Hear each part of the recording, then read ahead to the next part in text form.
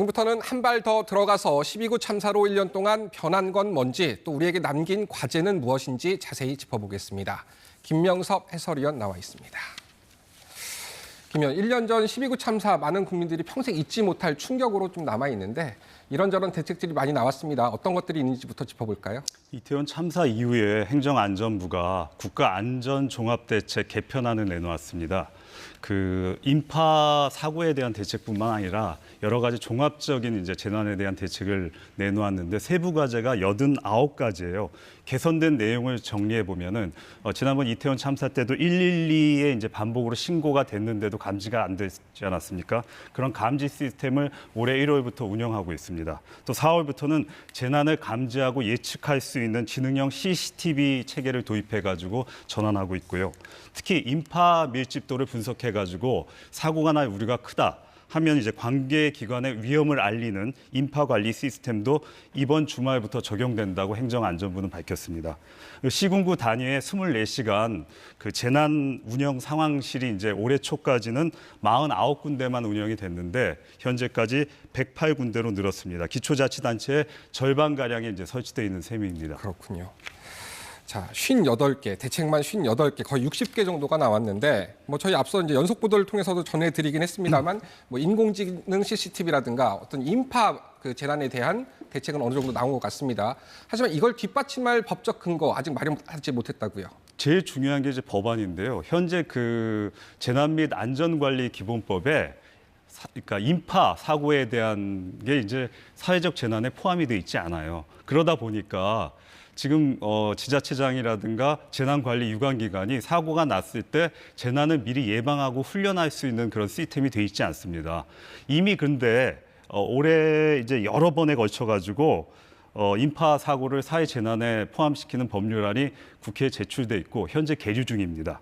빨리 처리가 돼야 되는데 이태원 참사 같이 그 주체자가 명확하지 않은 경우에는 사실 지자체장이 거기에 어느 정도까지 권한과 의무를 가지느냐 이 부분이 불명했는데 앞으로는 주체자가 없는 경우에도 지자체장이 사고 예방 그리고 사고가 일어났을 때 어떤 응급 체계를 지휘할 수 있는 그런 시스템이 만들어져야 됩니다. 그러니까 제2의 인파 참사를 막기 위해서는 법이 만들어져야 되고 그 법에 따른 그 후속 매뉴얼이 만들어져 가지고 교육 훈련이 강화해야 된다고 전문가들은 지적하고 있는데요. 그 말씀 한번 들어보시죠. 법만 개정됐다고 해서 안전이 확보되는 것이 아니고 그 법안을 가지고 교육도 시켜야 되고 또 홍보도 해야 되고 또 훈련도 시켜야 되기 때문에 그것이 이런 교육 훈련이 반복적으로 이루어져야지 국민들이 제대로 거기에 대처를 할 수 있기 때문에 조속한 법안 처리를 해서 후속 조치가 이루어질 수 있도록 해야 할 필요가 있습니다. 그렇군요. 다음 질문 좀 드릴게요. 참사 복합적인 원인이 있었습니다만 그중에 불법 건축물이 피해를 키웠다 이런 지적들이 좀 있었거든요. 이 부분은 좀 개선이 됐습니까? 서울시가 긴급 점검에 들어갔죠. 사고 직후부터 올해 5월까지 서울시 상가 주변의 불법 건축물에 대한 점검을 했거든요.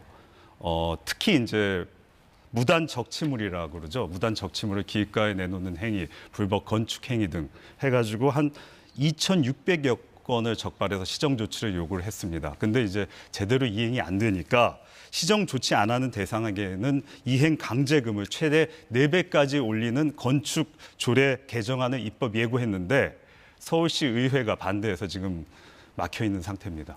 그렇군요. 법안은 계류 중이고 조례는 지금 제동이 걸린 상태다라고 정리를 좀 해볼 수 있겠습니다. 진상규명 얘기 안 하고 넘어갈 수 없을 것 같은데요. 유족들은 지금 1년째 진상규명을 외치고 있습니다. 거리에서. 이 부분은 어떻게 봐야 합니까?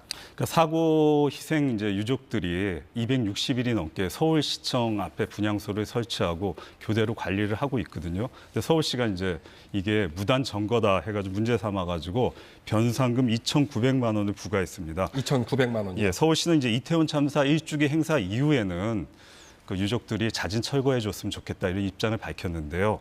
유족분들은 우선 사고 진상 규명이 된 이후에 그리고 책임 소재가 명확히 밝혀진 이후에나 분향소를 정리할 수 있다고 얘기를 하고 있습니다.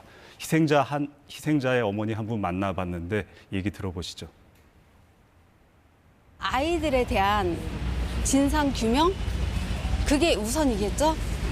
그게 우선시 돼야만이 모든 것이 대화로 풀리든 이제 법적으로 하든 모든 게 이루어지겠죠. 진상 규명이 없는 상태에서는 어느 것도 이루어질 수 있는 상황은 아니라고 봐요. 아직 종합적인 상황 판단이 이제 나오지 않았는데 감사원은 이제 사고가 난 지 1년이 다 돼서 최근에야 이제 정부 대책에 문제가 없었는지 감사를 시작했습니다. 그렇군요. 뭐 지금 유족의 얘기를 들어보면 진상규명은 아직 이루어지지 않고 있다고 판단하시는 것 같은데 또 우리 정부는 진상규명 잘 진행되고 있다라는 입장 좀 갈리는 것 같습니다. 또 하나 짚고 넘어갈 문제가 있습니다. 어제 오늘 윤희근 경찰청장 관련해서 저희가 연속 보도를 해드리고 있는데 국민들이 납득하기 힘든 사후 조치 이런 정황들이 좀 드러났습니다. 책임 소재 쟁점이 앞으로 될 수 있을까요? 어제 그 국회 행안위 이제 국정감사에서도 이 문제가 KBS 보도로 인해 가지고 경찰청장에 대해서 이 문제를 집중 추궁했는데 문제는 이제 왜 경찰청장이 사고 직후에 정확히 상황을 해명하지 않았느냐 이 부분이거든요. 이 부분은 이제 경찰 치안을 총수로서 이런 식으로 이제 공적으로 이렇게 발표를 정확하게 하지 않은 부분에 대해서는 도덕적인 책임을 면하기 힘들 것 같아요. 그러니까 경찰 지휘관은 원래 휴무일에 관내 지역을 벗어나서 여행을 할 경우에는 신고를 하게 돼 있는데 경찰청장은 최고 책임자이기 때문에 예외 조항으로 지금 돼 있습니다.